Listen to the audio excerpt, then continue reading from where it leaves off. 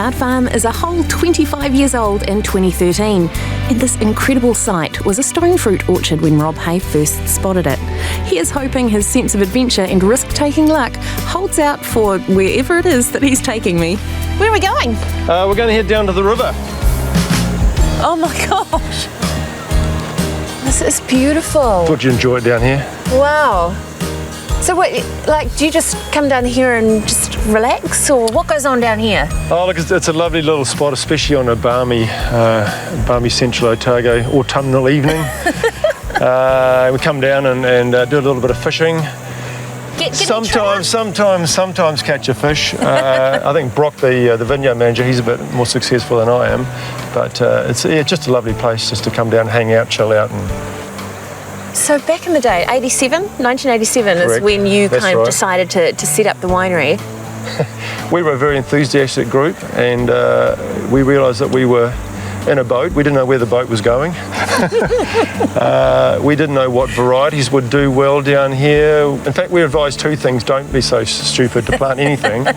If you do plant something, plant an early ripening Germanic variety such as Scheurebe, Reichensteiner, or whatever, or Müller-Thurgau. And I actually fortunately got to taste some fruit on the vine at Alan Brady's place. I could sort of tell that, well, you know, just this arrow, something special here, yeah. Chard Farm was an old market garden to look after the miners in the way back in the 18 gold miners in the 1860s, 70s, 80s. So now you're just looking after not necessarily miners, but explorers of a different kind. Correct, yeah. Wine explorers.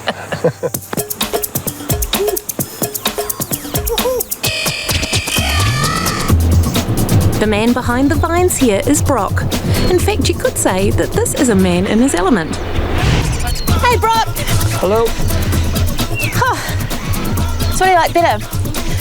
Fishing in the river or sitting in your digger? Depends if I'm catching fish or not. Do you know what? This is the nicest smelling pile of compost. What is this? What is actually in this pile? What we have here is our waste from the winery. So once the fermentation process is done, it becomes what we call grape marc. Any material we have around the vineyard or garden gets mixed in, and yeah, we turn it over about once every 6 weeks. You can actually hear it kind of crackling. Yeah, it's literally cooking under our feet. That's fantastic. Yeah. I love it. And where do you put it? It's literally everywhere. So we do two things in the vineyard. First of all, we focus on those areas that we want to get a bit of extra love and attention to. Also, we're trialing some organics at the moment. And so like a bank account, you can't just keep taking out of the soil. So this is us depositing funds basically back into the soil so we can harvest well again. And it's in all of our gardens at home, but we don't tell Rob. There must be some challenges growing grapes right here. Yeah, absolutely. We're really growing grapes on the edge here.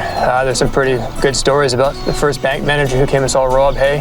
What happened? He looked up at the hill, saw the snow, and basically drove off again. No way! Yeah, so so obviously in the springtime, cold, the frosts are our big issue. Otherwise, we've just been through 10 days of plus 30-degree weather. So that's extreme. What about rabbits? The problem? Yes, we have lots of rabbits. We go through several thousand rounds of ammunition a year. They'll actually girdle a vine when we have really warm temperatures. Grass stops growing. The grapes. So they get hungry and they'll just eat. We don't like them very much, but it's probably language not appropriate for television. And things are equally as busy and challenging in the winery at Chard Farm. With the capacity to process 450 tonnes of grapes and a massive underground cellar, this whole place was designed to allow the winemaker time and the tools to do a great job. So I'm downstairs in the amazing barrel hall underneath Chard Farm, so it must mean it's time for a tasting. Well, Hold on, I've got the wrong glasses. I didn't realise Chard Farm made a beer. Or is this more of your secret squirrel thing, is it? My little beer, my little hobby. Oh, okay. Yeah. It's kind of like a brown lager. Ooh. Brown lager. Yeah. Far out. Look at that colour. There's nice bitterness and nice spicy fruitiness. Oh, look. Taxi. Dangerous. Old stove. Dangerous. Here we go. Look at the head on it though. Beautiful, creamy, lovely colour. Yeah, it's good TV pour, that one, honestly. That was a good TV pour. Yeah. It was. So why do you make beer? What's your kind of motivation for having a crack at brewing? Anyway, if you make wine, you have to drink beer. That's a given. Right. Oh, that's that whole kind of takes a lot of good beer to make good wine. Is that right? Exactly. Okay. Yeah. There's a nice malty context in there. Like that. It tastes great. Yvonne, the real reason why we're here is to taste the single vineyard, our single vineyard Tiger, 2002. I've heard about this wine. I've heard great things. Cheers. Right. So. Which is the first of our single vineyard Pinot Noirs, way back in 2002. First John, under screw it's cap. yours. Yeah, but it is looking good, isn't it? I mean, 02, step back, 02 and aging that well, that's... So silky and succulent, and it's just got gorgeous aromas as well. There's earthy, slightly kind of, mushroomy notes, but there's still fruit, gorgeous bright fruit. And so tell me the story about the Tiger. You don't just call your wine Tiger for no reason. No. Tiger, Keith Tiger Thompson was a ebullient, rascally raconteur, cellar door host for over 12 years, and he actually passed away in 2002. We released this wine in his honour. And a lot of people love the guy, they love the wine, and they said, "Hey, look, just carry it on as a wine because of that reason." Cheers to Tiger. Cheers to Tiger. Great Long live guy. Tiger. Cheers. Go Tiger, if you're watching. Tiger. This is John's first wine for us as well. Was it? 02. Top marks. Yeah. Well done for your debut. Lucky you got the first one right. Lucky. Otherwise you'd be brewing for a career. Yeah.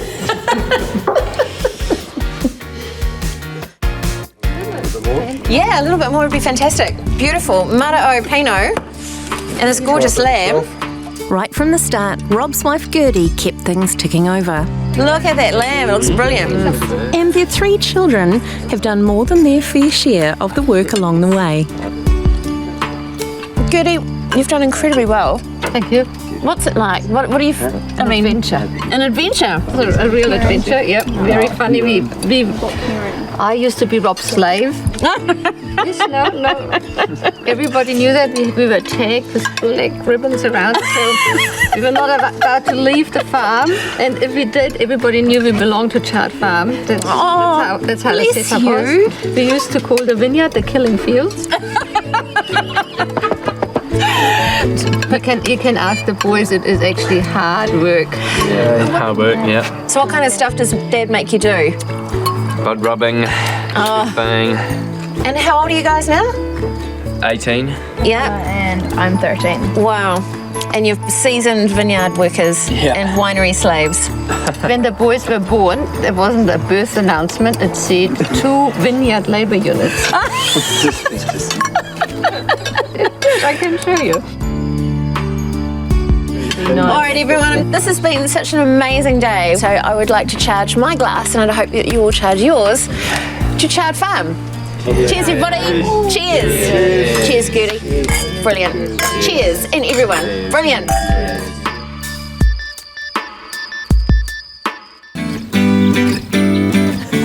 I've been looking everywhere for you. Heard this music, thought I'd pop in.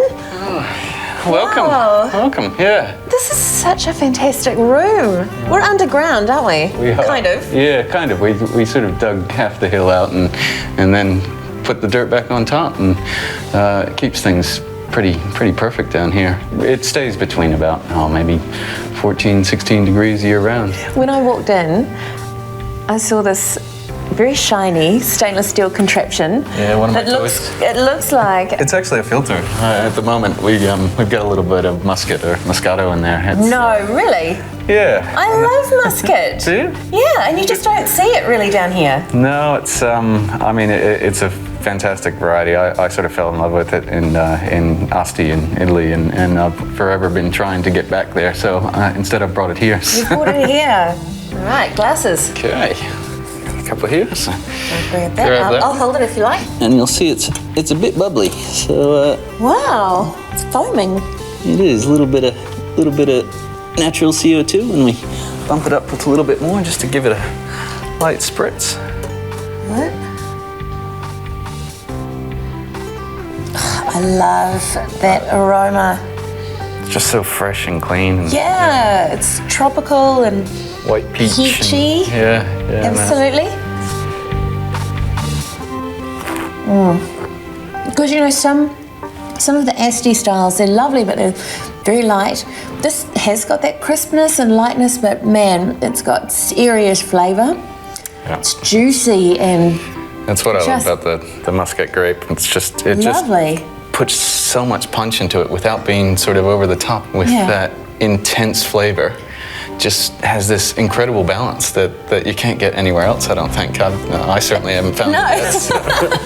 Hard to have a sip of that and not smile, isn't it? Cheers to that. Cheers. Cheers to Smiley wine. What does a guy from New York end up doing, making wine and growing grapes in Central Otago? Yeah, good question. I know, it's a stupid question. I know. I mean, look at it. It's stupid. It was in the script. No. And we're in the middle of what is this, Tempranillo? This is Tempranillo, yeah. So this is not what I expected to see. A little bit unruly at the moment. They're relatively young vines, and they're in their teenager phase. We got quite badly frosted in the spring, so So these guys, you know, they came on later in the piece, so they didn't suffer so badly from the frost. So nice loose bunches. Loose bunches, big, huge berries. I mean, when we come to harvest this bunch will be like that. No way. If you weren't making wine and growing grapes, just between you and I, what would you be doing? This is a funny one, but I'd probably be directing theater. Huh. These are my players, you know. These are the guys that I gotta give them what they need to do what's gonna be best for the final show, you know. Exactly. Well, you know what I think they deserve? What's that? Well done. Well done. Well done, grapes. Well done. Well done. And Sean's family appear to be very, very happy here. And what is it about living on a vineyard that really appeals to you, Rachel? Well, I've always wanted to live in the country and have the rural life with the animals. And the vines kind of came along with it. I like drinking the grape juice without anything in it. Yum! So pure grape juice. Do you squeeze the grapes yourself? No. Have you ever stomped on them with your feet? I would like to. I found gold when we were doing a gold thing down by the river with my school. I found gold. You found some gold? Rosie only found gold because Mummy did most of the work. And then this is what she said. She's like, yeah, we're going to be rich. We're already Probably don't say that very often in the wine industry, do you? Yay, we're going to be rich. Down here it is much fruitier, lighter. The Brennans' main goal is to educate and demystify wine, and that has led to the development of this relaxed, friendly cellar door, with plenty for everyone in the family to do. And it's here I get to meet the star of Sean's show, his Pinot Noir. Okay, so this is our 2009 Pinot Noir. This is what I've been told to come and try. Yeah, it's done quite well for us, and I'm pretty proud of it. So what do you mean it's done quite well for you? Have you sold heaps, or are people saying nice things about it, or? Well, people say lots of nice things about it, and the judges seem to appreciate it. It's won quite a few golds here and overseas, so it's just a bit of validation that it's not just me that thinks it's good. You know? It's always nice when someone else puts a tick in that box, isn't it? It is. Absolutely. So it's just packed with beautiful floral aromas. There's rose in there. It was a very low yielding year, so the concentration, the depth in this wine really just I love it. It just keeps going on and on and on, and it's one of those wines that just really starting to show who it's going to be, you know. Wow. And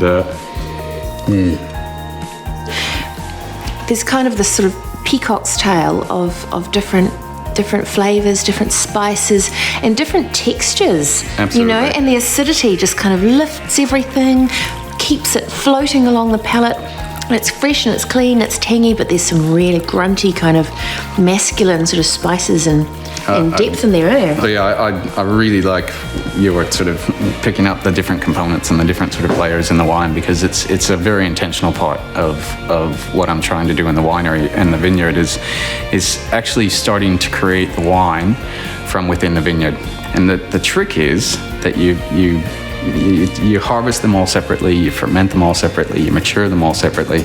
So they're individual wines in and of themselves. Yeah. But then you got to get them all to play nicely together. And if you do it right, you as I said, if you do it right, you get something like this. Well, that's the hope. That wows the crowds. Everything we do comes from right here. I'm incredibly proud of it. I love Gibbston. I love the area. I obviously love the vines, and the intention over time is to continually make that so distinctive that it cannot be mistaken for anything else. I think you deserve a toast. Cheers. Cheers. It is really good, and I imagine it would be sensational with that rosé. Why did the one-handed man cross the road? Why did the one-handed man cross the road? To get to the second-handed store. High five! Yeah! So this is the Tempranillo. This is the Tempranillo, yeah. So I wanted something red that wasn't Pinot, and here we are. It's really earthy, isn't it, on the nose? It is, and those moments are just gold. You know. Oh, well, here's to the gold. Okay. Absolutely. Here's to gold. Cheers, kids. Cheers, Rachel. Gosh, how wobbly is this? This isn't bad. This will steady it anyway. Sorry. I have a little taste of the elderflower. Cheers. Nice and refreshing. Oh, you can definitely smell that beautiful elderflower. So that's from the trees from here, from the elderberries, elderflowers from here. So you're going to start kind of just small, nice and small. Get a life, go skiing, go fly fishing, get fit. Yeah.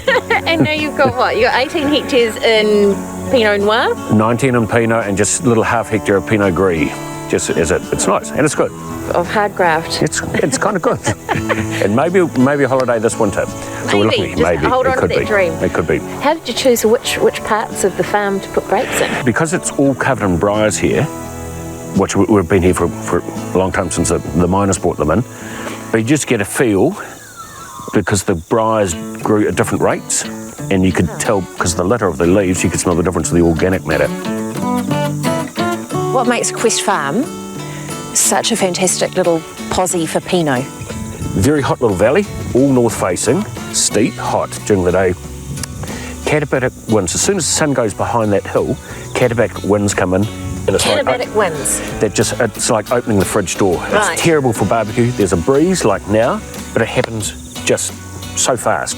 Oh. So it chills the grapes down at night. So they're stopping to respire. You get lots of sugar, but you get diurnal, with high diurnal, you're getting higher colour out of here. And it holds acid and freshness, and that's kind of what we like, that bit of freshness for aging, especially with that gold label style of the Quest Farm. And you've got a partner in crime here at Quest. Yes. Very hard worker. Tell us about her. Michelle joined me sort of 4 or 5 years ago, and she runs a very tight ship. Yeah. It's nice, and it's worked well. Good partnership. It is. Yeah. Cheers. Thank you. Fantastic. This is nice. Now, Michelle has a master's in viticulture from Lincoln University and has worked in the industry since she was 24. So which countries have you grown grapes and made wine in? Well, New Zealand, obviously. Yeah. So Martinborough I did, and my research was in Nelson. Sure. Australia, Japan, America, France, South Africa. Wow. Yeah. Fantastic. But you're here now. Yes, here now. And I've got to say, it's kind of skin-stretchingly dry. Yes. In all of Central Otago, not less this part. And yet you guys don't have a problem with water. It's the great paradox in some ways. We have enormous water resources. Where do they come from? Lots of different places. We're here by our wetlands, which I think are just incredibly special. It's not often that you get wetlands in Central Otago. We've got the Parkburn Stream as well, which we also have a water ride off. We have the Top Water Race, which you can see the cut up through there, and they travel from up there. from 14 kilometres, hand dug, 1860s by the miners. No. Don't know how they did it. It's so hard digging. The miners started digging water races up in the mountains 14 k's away. The person who owned the water made the money, not the gold miners necessarily. Because you needed it for sluice things. And where they got water to is amazing. Mac's winemaking philosophy starts on these crumbly, steep slopes and finishes in the bottle. Quest Farm, what's that all about? Where'd the name come from? Quest Farm is like, it's prospecting, looking for sites. It's really fickle. You know, So it's a journey. It's a It is, quest. and Right, it's a little understand. and a Pinot Crusade. Whoa, Crusade. Pinot Crusade. I like that. Could be. What is it about Pinot Noir that just... It's challenged. It's a challenge. It's challenging, It's challenging. but that excites you? It does. It is, and it's a real challenge. Okay, so if you're listening to what this wine, and this is the Quest Farm 2010, Yep. listen to what it's saying in the glass. What's it telling you? It's got bright flavours as well. It has And got florals, like rose hips and briar and yummy. so dark fruits. Yep. Dark fruits, but enough spice in here. Because we've got a lot of Abel clone, you get a spiciness like, which reminds me of Grand's Lapsang Chuchong tea. Yeah, tea, black tea. There's black teas. There's that lush kind of character. yeah, reasonably warm ferments. Obviously, everything's hand plunged. We use a basket press to keep it nice and simple, and also we don't want to beat the wine up too much. Well, it sounds, it tastes and it smells like it's been handled very, very carefully. It's got to be approachable aromatically straight away, but I'm trying to build something that will build, say, it'll be in its happy prime in 5-7 years from now. Oh, I'll have to come visit then. Cheers. Cheers to a future visit. All it is. All right, well, they look amazing. Here we go. Last one. Mac and Michelle live off the land and grow much of their own food. Their home is also off the grid, so food is stored and preserved traditionally. All right, so Mac, what are you going to pour? Pour a 2010 Pinot Noir, but our Magnum one. People say that wine ages better in Magnum. Do you subscribe to that? It does. How does that work? It has less air contact-wise to... When you said, I'll pop up, we'll have kind of a picnic-style lunch, I certainly wasn't expecting this. So what have we got? The lamb is from... Here. So... Oh, yes. your own farm lamb? Yes. With rosemary from out there. Yum. And rhubarb sauce that I make. From here. Because I often get rhubarb in Pinot. Oh. It's one of those things that I find in Pinot, or rhubarb stalk, rhubarb leeks some of the time. Okay, and quails. Quails, yes. But I know you've got them on the farm. We do. But these aren't yours? These aren't ours. We had a flock of about 20 or 30 that were here up till about 2 weeks ago. I think they knew what was going to happen to them if they stuck around. They've gone. And the Kura? Kura from Alexandra. And there's some homemade aioli to go with them. We've got Pinot 3 different ways. Pinot 3 ways. A white, which is unusual. Vin Gris. Vin Gris. Really lovely. I think it's going to go perfectly with those Kura. Okay, we've got napkins. Now there's a wee... Oh, that's so good. That rhubarb. I know it's The rhubarb conserve with the slow-cooked lamb and a mouthful of that juicy, spicy Pinot. That is fantastic. I say here's to a fantastic rainy day in Central Otago. It is nice. It is nice. It is nice. It is necessary. It is. We're very happy to be here on this fantastic rainy Central Otago.